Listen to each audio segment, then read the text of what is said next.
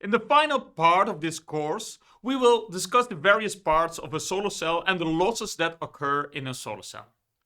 This video basically serves as a summary of all the losses and the physical processes behind them discussed in this course. The learning objectives for this video are to understand the main function of the various parts of a solar cell.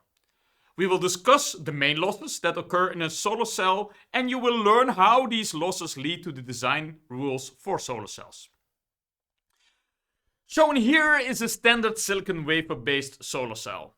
We will discuss crystalline silicon solar cells extensively in the next course of our solar energy program. These are the most common type of solar cells on the market. We will base this solar cell on a P-type silicon absorber, even though some silicon cells can be made with an N-type absorber layer. The purpose of this absorber layer, as its name implies, is to absorb light. Through this absorption, minority and majority charge carriers are generated. In the case of a P-type absorber, electrons are the minority carriers and holes are the majority carriers. Next is the emitter layer. The emitter layer is crucial for charge carrier separation and collection.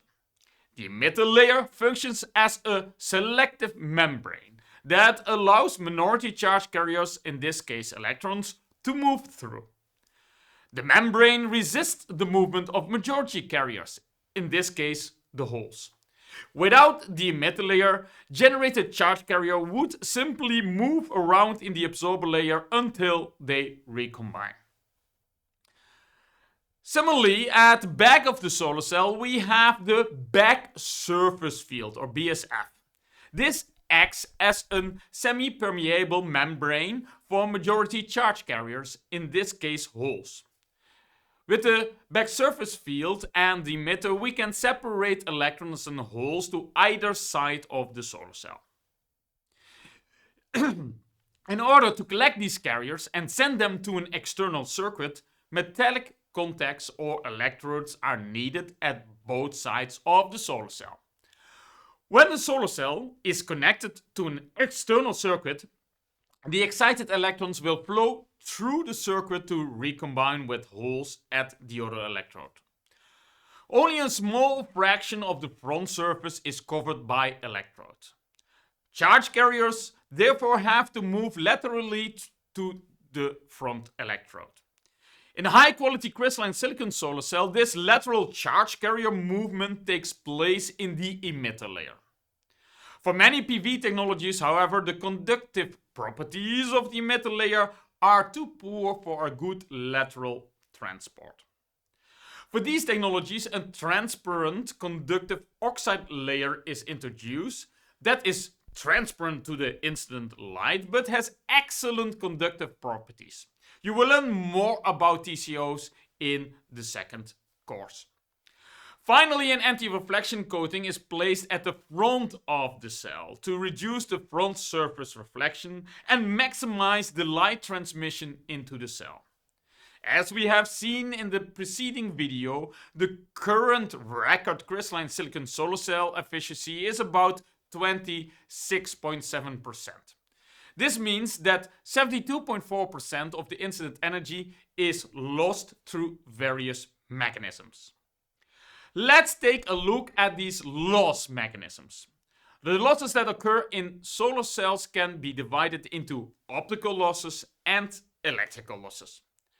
By far the largest losses occur due to spectral mismatch. Spectral mismatch considers the notion that any single junction solar cell can only use a fraction of the available spectrum.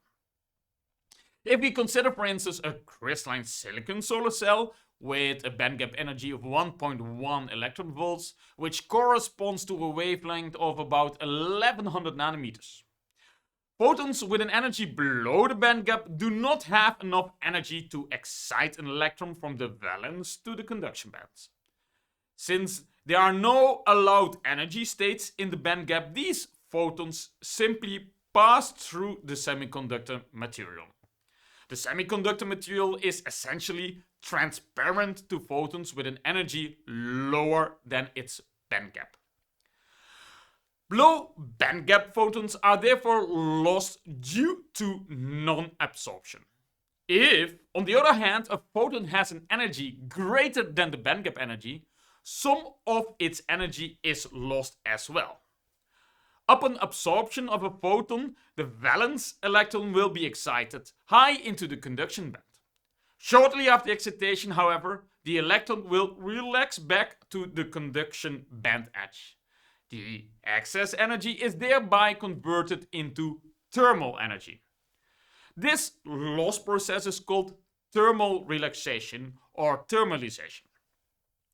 A single junction crystalline silicon solar cell can therefore only use the fraction of the AM1.5 spectrum indicated by the brown area.